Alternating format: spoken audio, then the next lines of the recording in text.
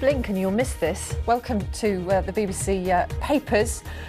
We haven't got very long, so we're going to rattle through. With us, Daily Mirror's Deputy Political Editor James Lyons and theologian and writer Vicky Beeching, who will speak very quickly. Tomorrow's front pages, the Daily Telegraph leads with the allegations of Islamic extremism in some Birmingham schools. The paper says that the Prime Minister will order Ofsted to conduct unannounced inspections. The Guardian also reports on the proposals for those snap inspections by school inspectors and says all of Birmingham schools could be taken over. The Daily Mail claims patients are finding it hard to get a GP appointment as many surgeries shut for half a day a week. The Metro leads with the row over the 2022 World Cup, saying that some of the biggest sponsors have raised concerns over corruption allegations. The Daily Express has a story about the arrest rates for illegal immigrants in the UK.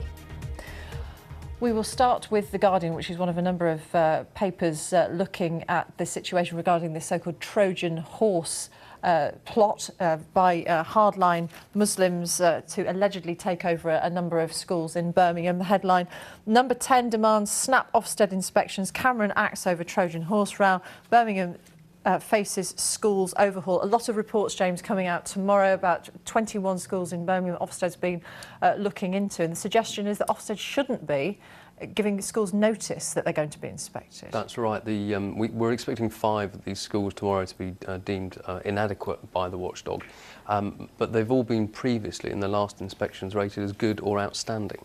And one of the reasons that we think this has happened is that under the current system, schools normally get a day or two's notice, and they've been sort of staging lessons in Christianity and various other things to make it look like they're more inclusive than they actually are. What the Prime Minister is now calling for is sort of dawn raids on schools, if you like, or spot inspections with no notice to get to the heart of exactly what's going on in the classrooms. And those inspections could be a snap inspection for any schools, not just these schools that they're talking about in Birmingham. And additionally, this article is suggesting that there could be some kind of central government takeover of schools in Birmingham because the problems seem to be so great, but we don't know for sure yet. It's very interesting. This really appeals to me as it's a religious story, and I think it is fascinating that with a day's notice people can suddenly teach a completely different syllabus, but it's my hope that every school would teach religion in a very well-rounded way. I think it's essential that we need to know other people's beliefs as well as our own, and I think even if you're wanting to really put a particular faith forward, it's essential that you know about other people's faiths so that you train children for a very diverse society. Let's look at how the Daily Telegraph is treating this story. It's also leading on this. Spot checks for Trojan horse plots, lightning inspections planned after Islamist school is found staging hastily arranged lessons in Christianity to fool the regulator. For some people, though, there's a discomfort about religion being too central to what is fundamentally a state school. Yeah, absolutely. It has to be in balance, and it's interesting here that it says that it's not only religious teaching that's in question. They're saying that they're concerned actually about sex education, citizenship, sport, music, some of the other activities as well. So it's not just about religious teaching. But I agree with you. I mean, I think there has to be a balance. I think faith needs to be part of our education system at the moment because it is so central to what goes on. And I do actually think some people actually underplay the role of religion in society. A lot of reporting doesn't really give credit, I think, for the fact that religion influences politics so much. If you look at some of the political issues in the world at the moment, so much of it is rooted in religion. So although there is an argument to be said for religion not playing a major part in the classroom, I think actually we need to give a credit to the role religion does still play in society, and it actually underpins a lot of what's going on in the world. But it's whether it has an effect on who's allowed to go to that school as well, which is alarming for some people. Yeah, not the right religion. One of the schools in question, there are reports around today that, in fact, Christmas celebrations were cancelled and taxpayers' money was used taking children to Mecca, and that non-Muslim children were excluded from those trips. But I mean, I think the point is that these allegations date back many, many years, which is a point that Theresa May made in that infamous letter last week.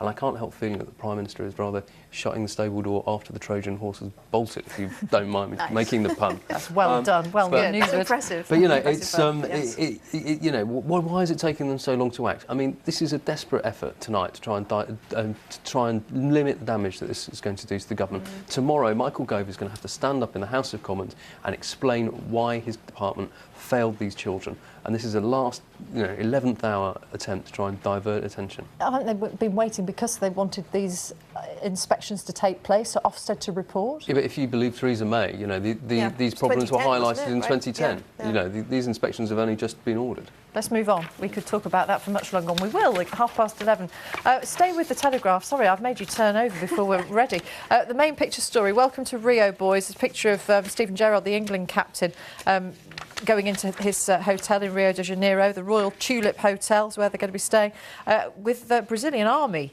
outside. A huge security issue for Brazil, no doubt, and it's been beset with all sorts of problems and criticisms about the amount of money being spent. And here are these players, who live in the lap of luxury in the middle of Rio. I think it's an interesting picture to see that kind of comparison of the army and then the team arriving. And I think it's really important as we look to Rio that we do remember the poverty that they face and the fact that many people have actually been displaced because of the soaring rent, near where the stadiums are, the fact that so many millions have been spent on building these stadiums when many people there don't have access to hospitals or education.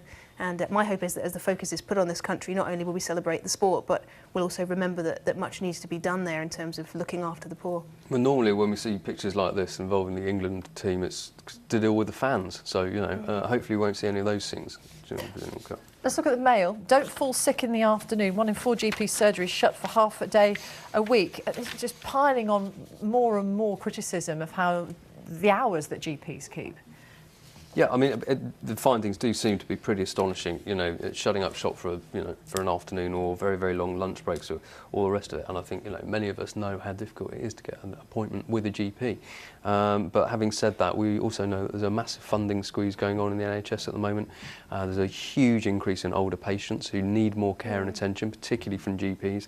And that means that the queues are getting longer at the doctor's door. We can't expect GPs to be open all day, every day, can we? Because they've got paperwork to do, meetings to attend. I think honestly it's something to do with the 24-hour culture that we've developed, and I think the internet has had much to do with it. We're used to everything being available all the time. You can shop online any hour of any day, and GPs have got so much on their plate. Like you say, massively ageing population, vast increase in pensioners. We can't expect the same system to support a very different and changing population. Although one of the government's answers has been to do sort of consultations by email, which I have to say I don't think is necessarily the way forward.